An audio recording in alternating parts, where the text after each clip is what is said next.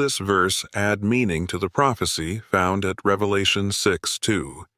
It emphasizes Jesus' transformation from a humble man to a victorious king appointed by Jehovah. No longer riding a colt, he now appears on a white horse, a clear biblical symbol of warfare, as seen in Proverbs 21:31. This imagery highlights his active role in carrying out divine judgment and achieving complete victory. The verse in Revelation portrays Jesus as equipped with a bow and wearing a crown, signifying royal authority and military power. Psalm 110:2 further reinforces this by depicting Jesus as subduing enemies under Jehovah's direction. Together, these verses give deeper insight into Revelation chapter 6:2, assuring us that Jesus is not only conquering, but also fulfilling Jehovah's purpose in full. Next question. What spiritual gems from this week's Bible reading would you like to share? Proverbs 21:1. A king's heart is like streams of water in Jehovah's hand. He directs it wherever he pleases. This teaches us that even the thoughts and decisions of rulers lie under Jehovah's control. For us, it means that we can rely on his sovereignty, even in difficult political or personal circumstances. We can pray for his guidance, confident that he can redirect situations to fulfill his purpose. Proverbs 21:3. To do what is right and just is more acceptable to Jehovah than sacrifice. Worship is not measured by ritual, but by the integrity of how we treat others. Genuine justice and compassion please God far more than empty religious actions. In our ministry and daily dealings, let us prioritize fairness and kindness. Proverbs 21:4. Haughty eyes and an arrogant heart, evil deeds, are all sin. Pride clouds judgment, leading us into wrongdoing. This verse challenges us to examine our heart attitudes. Humility with Jehovah's guidance fosters better decisions and relationships. Proverbs 21:5. The plans of the diligent one surely lead to success, but everyone who is hasty surely heads for want. Thoughtful planning and hard work bring long-term spiritual and practical benefits, while impulsivity often leads to regret. We can apply this in our ministry by preparing carefully for field service and Bible studies. Proverbs 21:9. Better is it to dwell on a corner of the roof than with a quarrelsome wife in a spacious house.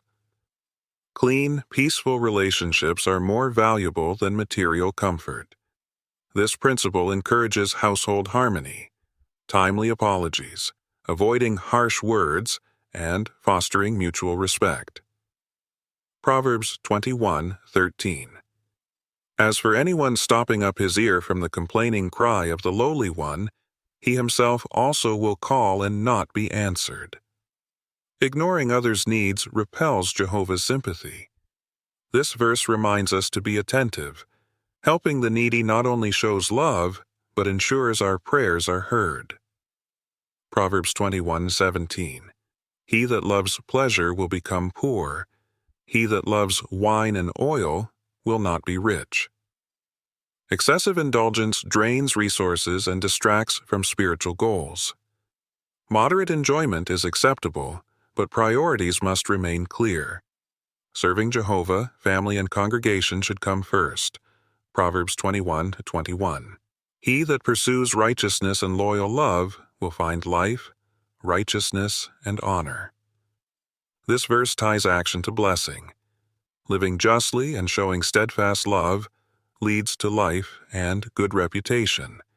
Applying this means actively seeking fairness and showing love in preaching, hospitality, and personal care. Proverbs 21:23. The one guarding his mouth and his tongue keeps himself out of trouble. Speech can build or break. Careful communication reflects self-control and protects our reputation and spiritual influence. Think before speaking, especially when dealing with delicate or sensitive matters. Proverbs 21:31. The horse is prepared for the day of battle, but salvation belongs to Jehovah. Preparation is vital, but ultimate success depends on Jehovah. We can work diligently, whether in service, family life, or personal goals, but must rely on Him. This fosters humility and faith. Proverbs 21:6. Making a fortune by a lying tongue is like a vanishing mist.